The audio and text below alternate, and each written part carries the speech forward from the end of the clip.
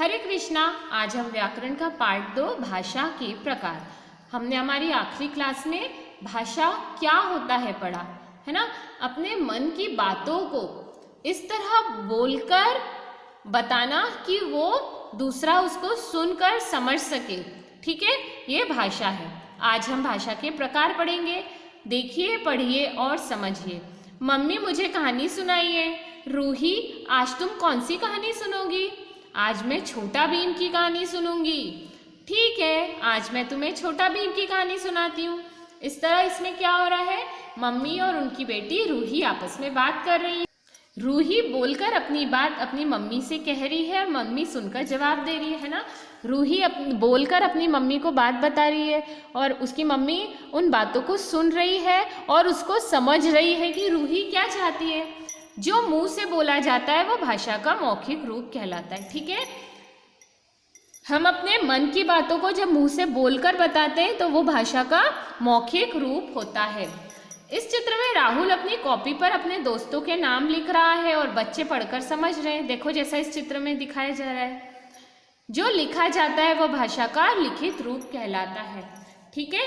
पहले हम अपनी बात बोलते हैं और दूसरा उसे सुनकर समझता है, वो होता है भाषा का मौखिक रूप। और दूसरा रूप होता है जिसमें हम कुछ लिखते हैं और सामने वाला पढ़कर उस बात को समझता है, वो होता है भाषा का लिखित रूप। इस तरह भाषा के दो रूप होते हैं। पहला मौखिक रूप जो मुंह से बोला जाता है, दूसरा लिखित रूप जो लिखा जाता है। इस तरह बोलना, सुनना, लिखना और पढ़ना भाषा के काम हैं।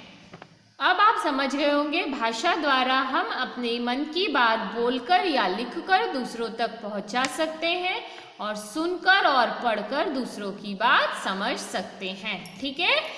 तो यही भाषा है कि हम अपने मन की बातों को दूसरों तक पहुंचाते हैं, वो भाषा होती है, ठीक है। अब हम जब बोलेंगे तो सामने वाला उसे सुनेगा और सुनकर उस बात को समझेगा, या हम लिखेंगे तो हमारे लिखे को दूसरा वाला पढ़कर समझेगा, ठीक है।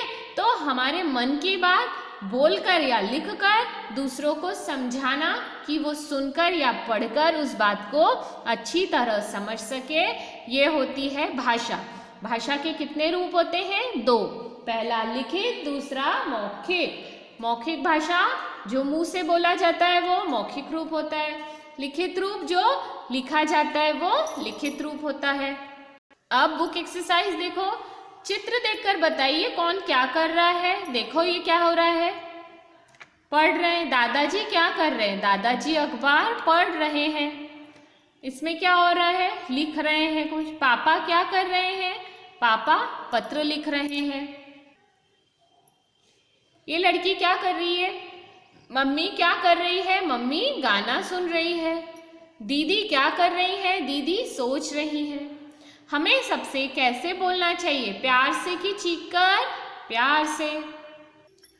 चित्र देखकर भाषा के सही रूप में निशान लगाइए। ये देखो, ठेले पे क्या है, सब्जी वाला सब्जी बेच रहा है, ये महिला सब्जी ले रही है।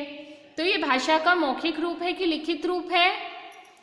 तो ये मौखिक भाषा होगा, ठीक है। अब ये क्या हो रहा है इसमें, ये इनकी टीचर है, बच्चों को पढ़ा रही है, लिख के पढ़ा रही है। तो भाषा मौखिक भाषा है कि लिखित भाषा? लिखित भाषा।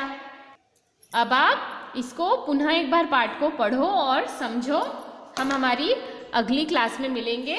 Thank you. हरे कृष्णा।